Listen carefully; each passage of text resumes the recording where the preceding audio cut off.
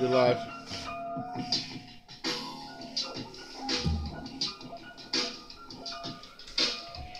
Yo, what's up, everybody? This is Brain Damage, representing that 41510.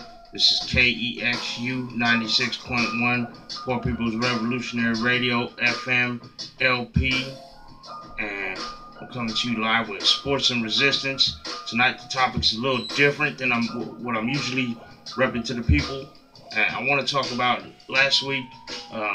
There was a fighter, if people don't know, MMA, which stands for Mixed Martial Arts.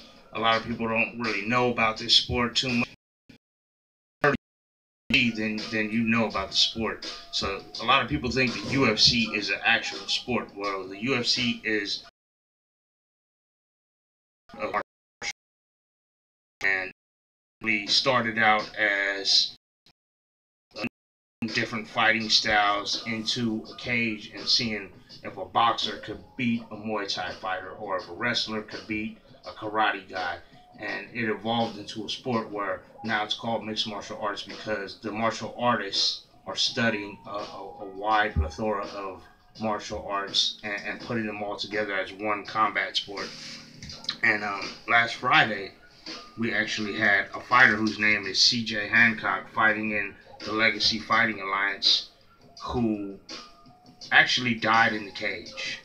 And this guy died in the cage and luckily was resuscitated and is alive today. And the reason why he died, they haven't done all the tests and everything came out, but it basically boils down to dehydration. And that's because these fighters, they fight at certain weight classes. So basically that means if a person is walking around, let's say, to throw it out there, this guy was fighting at 170 pounds. But most people who fight at 170 pounds, they're probably walking around their day-to-day life maybe around 190 pounds or above. And they cut weight. So basically, depending on how much time they have before a fight, they go through camps and they might go through a diet and be putting themselves through a specific diet to lose weight. But then the last week or so, they're basically dehydrating themselves and cutting what's called water weight. So you dehydrate your body, you sweat it all out, you weigh in, you step on the scale. Once you weighed in, then you can go back, drink water. They used to be able to pump themselves with IVs, but the athletic commissions a couple years ago banned the IVs because people were cutting too much weight and it was starting to get dangerous. And so now they're basically rehydrating naturally, water, eating foods. A lot of them kind of starved themselves for a week, trying to make this weight. And this guy was fighting, I think his opponent's name was Charlie Ontiveros. I apologize if I got that name wrong. His name is really weird. And this guy kicked him in the body, and the dude collapsed. It might have been a liver kick, maybe not. But, liver kicks are known to kind of shut a person's body down. A lot of people will get knocked out from getting kicked in the body. This guy actually collapsed, and his heart stopped. They said he had liver failure. They had to rush the medical team in to the cage, resuscitate him, hit him with the EKG a couple of times, brought him back to life, and took him to the hospital. And in the hospital, they said officially his heart stopped because of failed liver or failed kidney. I can't remember. But all this to say that it's very dangerous. And over there's another organization called ONE FC out in Japan who recently, within the last year, actually abolished weight cutting altogether. And this all started in the California Athletic Commission was the first one to come out and say that fighters should not cut weight anymore, and they're actually do tests called it's something to do with like gravity testing the urine to make sure that fighters are not dehydrating themselves so much.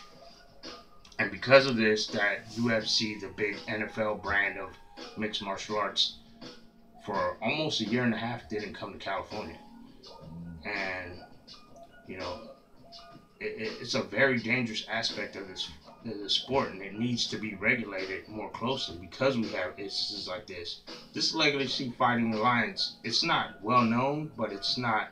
There are a lot of regional organizations that are, you know, even here we have stuff like Dragon House and Bay Area Fight Club and things like that. That only really hardcore fans and a lot of fighters and martial artists know about. A lot of the fans don't really even know about.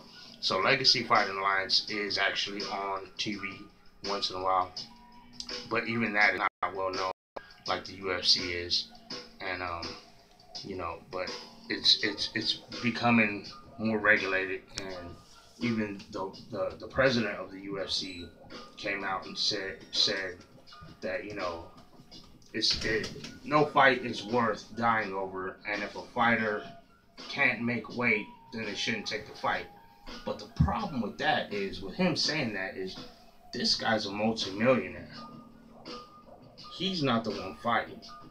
The fighters don't get paid. I'm not trying to compare mixed martial arts to boxing, but in boxing, these fighters, they get paid a decent amount. Nobody's getting Mayweather money except Mayweather, right? But there are superstars in boxing that get paid well. But even the guys on the undercard are getting paid more than the superstars that are in MMA are getting paid. A lot of these martial artists have to work full-time jobs and still fight. So for a guy like Dana White, who makes multi-million dollars and doesn't fight, but he's the president of the fighting company, to come out and say, oh, if a fighter can't make that.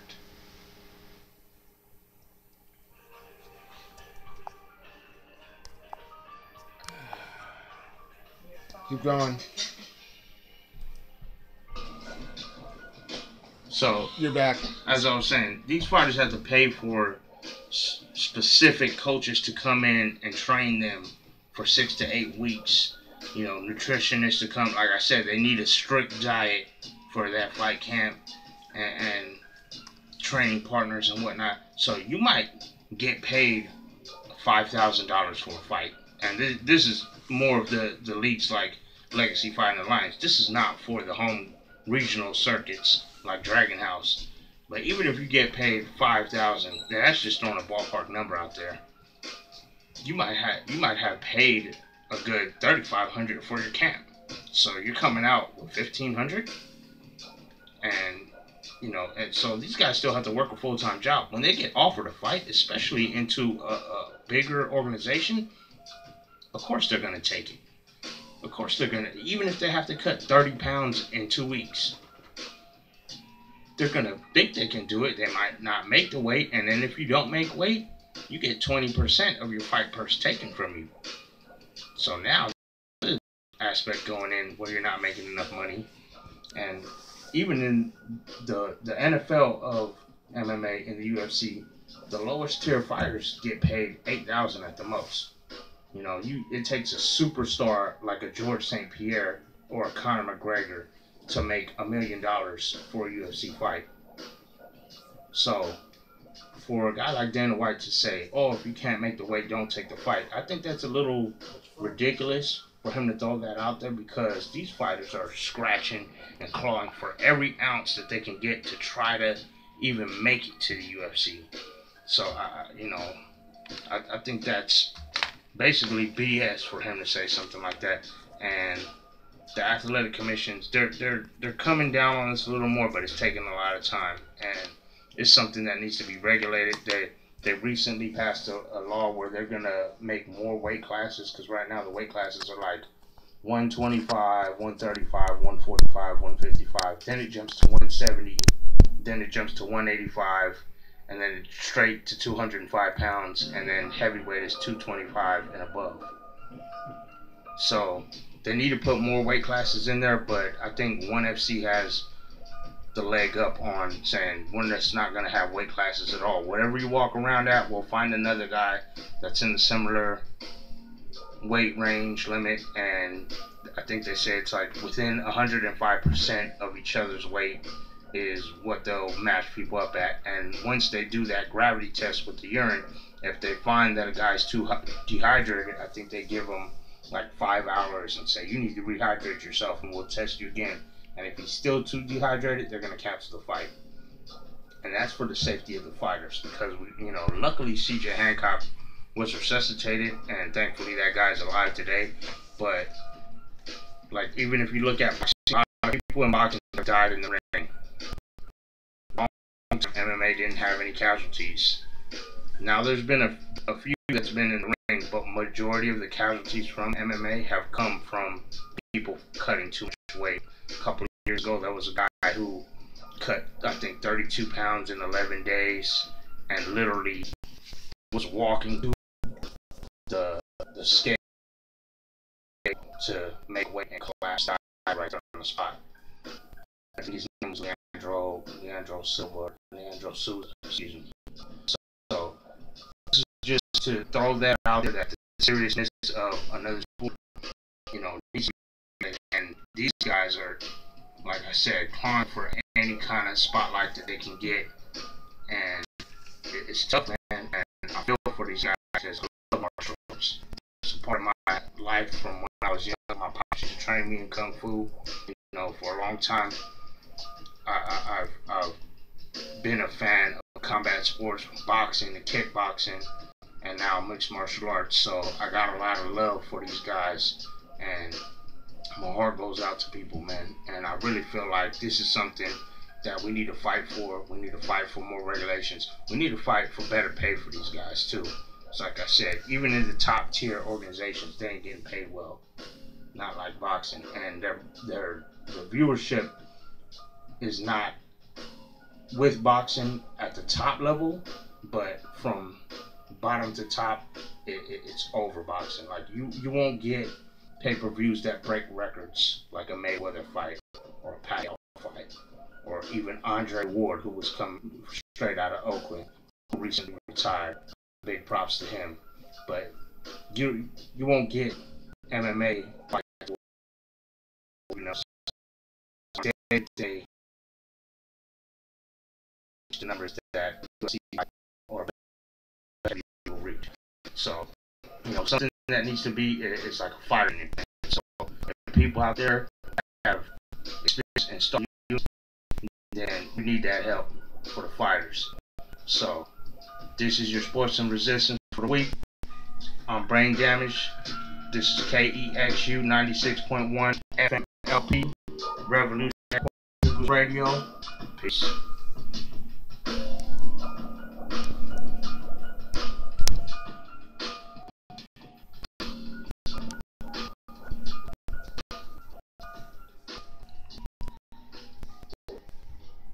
I'm gonna stop it.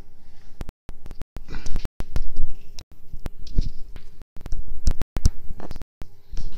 don't want to stop. It don't want to start. Don't want to stop. That phone is like, fight the power. Right? Yeah. Man, so people are just like starving themselves to fight. What's wrong with men? I don't care what kind of sport it's not. We're dying for it. What's wrong with men? Boys, Finish.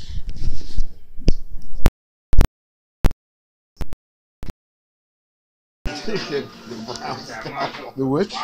See the brownstone building. Oh yeah. You got to stand. We got them back in the plate.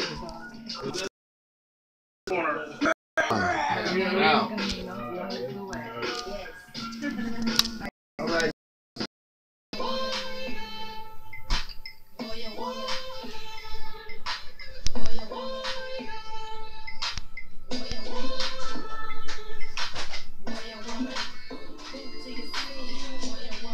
Does she look like me?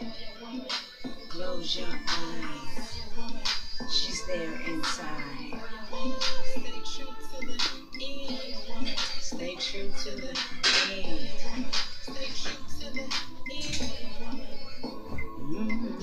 Warrior woman, stay true. true to the end. Not affected by the naysayers and the trends. Got wounds and battle scars draped in royal garb. They reach but so far. To me it don't come hard. A true believer, true seeker. Master in the craft, she is never weaker.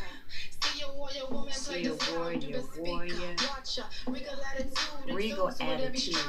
Only walk around with my head held high. Even in the darkest hour. When weak, negating all my powers, I still rise and get on assignments. I will never let my time before I shine my diamond. Never in a compromising position. And when I'm on the mic, there is no competition. Greetings. You are listening to 96.1 KEXU LP. You are here with Sister Save Soul, aka Audrey Candy Corn, the mother of Torian Deja Hughes, Amir, and Zaire, aka Young Ishimi. Today's segment is going to be a little bit different because, as you know, our station is the Crossroads. And so often we deal with political segments, why it's all connected segments, sports segments, and then my Levolutionary segment. At the end of the day, what is very important is for us to keep what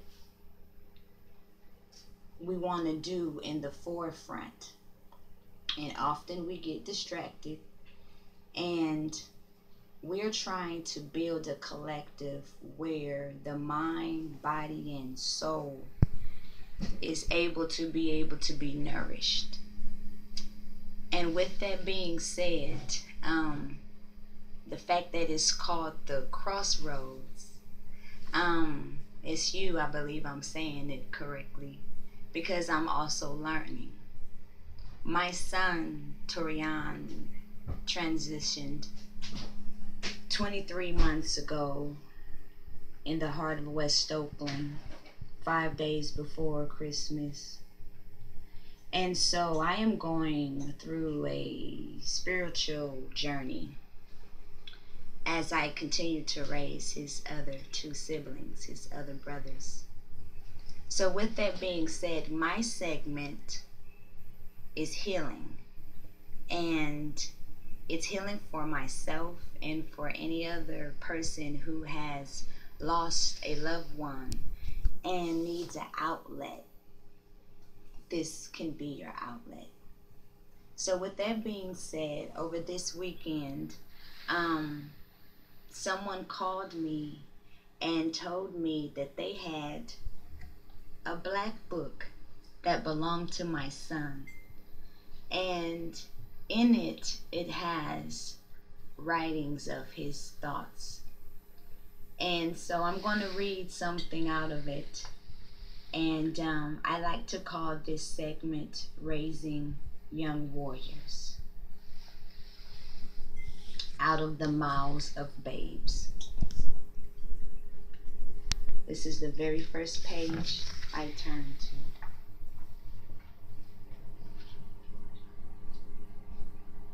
10/25/12. And I want to represent him, so I'm going to take off my coat, because this is the Taz Foundation. This is a Taz anti-bullying gear t-shirt that represents I am my brother's keeper, I am my sister's keeper, I am my family's keeper. The love life represents we need to live and love life and not just exist. The heart represents the community and the village, the family that we are. The heartbeat represents even in transition, some may say death, we are still connected. So with that being said, I will begin to start. By Torian Dejour Hughes. If they believe in destiny, then talk about it. And the concepts of faith will give them hope. And if a dream came true to be alive, then I know there is a future for the child born into the matrix. A mix of tricks, lies, riddle, with positive words. You've been fooled, and you not the only one.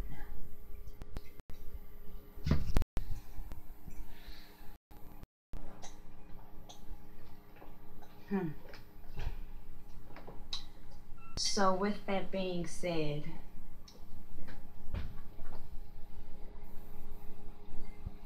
what do you draw from that? We're living in a system right now where we feel like we're in the matrix. Right is wrong, wrong is right, up is down, down is up. We're gonna go to a segment of Sister Save a Soul in action on the streets of East Oakland. So I asked my queens, I said, I need y'all to come up here and speak life, even though that y'all grieving moms. Some nights you can't sleep, some nights you can't eat, some nights you don't even want to be dealing with nobody. And some days you just might want to take your own life because you're grieving behind your child. So I asked them in no time that they going through to come up here and talk to our village, talk to our children, and speak life. I don't know if they're going to pray or do a poem or just talk to it. But right now, it's the Queen's time. Greetings, extended family. How y'all doing? Y'all ain't sounding too good. How y'all doing? Hey! Okay, that's just a little bit more energetic. If I could be here smiling, now you could do a little better than that. So this is something a little different for myself. Some of you have had the opportunity to be in my presence when we are doing events and creating awareness, and so it seems like it's just easy for me to get on the mic because I make it look so good. That is not. I continue to keep for kind this child, but for myself because I am a breathing mother, not just a grieving mother, you know. Then for my living children, is often they are left by myself. I'm a breathing mother. And I'm learning through this transition of 18 months and one day, no, actually it's going to be 19 months. This is his 19-month mark because today's the 1st, right? So it's a struggle for me, and I am appreciative for every opportunity that I have to speak because number one, it's very so and extended to you, then it's hitting us as a village because we are not a community. I want you to understand a community is just simply people that stack on top of one another. They don't have an interest. But a village is people who eat and sleep and pray and love and have a genuine interest for the other individual well-being is what I'm trying to say. So I have been through a roller coaster. I've had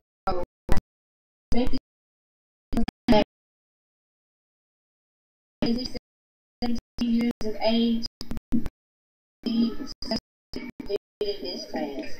The number was up at 17, and whatever good works and his legacy that he's done, it is important for me to attempt to carry it on because God planted the seed in me to be a good steward over my children. His first and mine second. I'm not going to torture you. So with that being said, I appreciate everybody who has stood around and stayed in this circle. It is very discouraging when there's a break.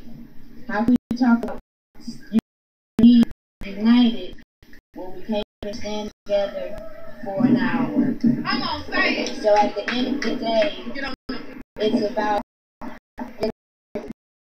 And example. So I love Sister Jasmine.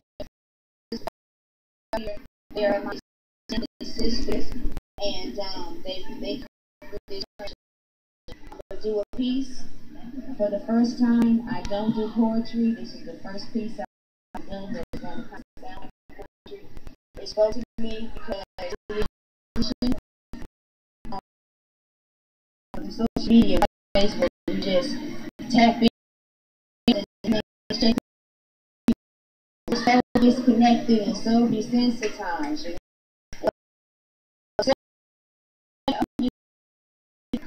Well, at the end of the day, it's important for us to truly stay connected. I can feel the energy. It ain't language. So this young woman by the name of Sista Lee, I didn't know her until our children passed away. She became my sister, and this woman don't speak much, and I won't take long. She don't speak much, but when she do, come listen. And so she put on a Facebook post that she felt alienated and she felt alone. I didn't know she just lost her son. And so it took me to a point where I did my first piece. So I did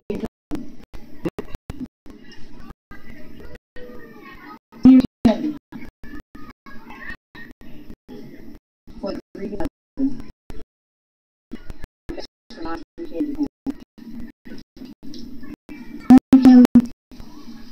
I know the thing. Although quite similar, yet not the same. I know the thing. A million years what I have thought we share our pain this way. The introductions of a sister's bond can be through a loss of a child. We are one. I know your pain. See, because I didn't know you, but it is through the transition of my son and your son that we have come to know each other. Otherwise, we don't know each other, and we would be two distant shades. But I have inherited a family of mothers. Grieving. No, totally the same thing. You see, December 2020,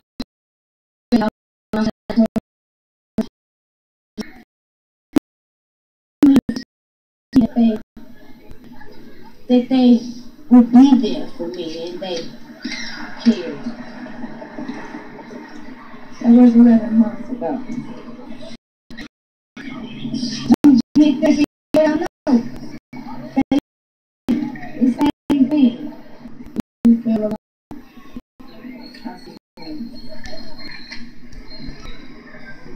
They tell you if you need anything. Don't hesitate to call me. They can tell you about the they be dependable and willing to help you. Yeah. Where's that? Me too. This is what brings me. So I thank you, and I am not bitter. It is through the fact of the transition of my son and people showing up and not showing up and really being able to assess who is your friends, who is your family, who is your fans. Some of us got fans and we're expecting our fans to be our supporters and they are not.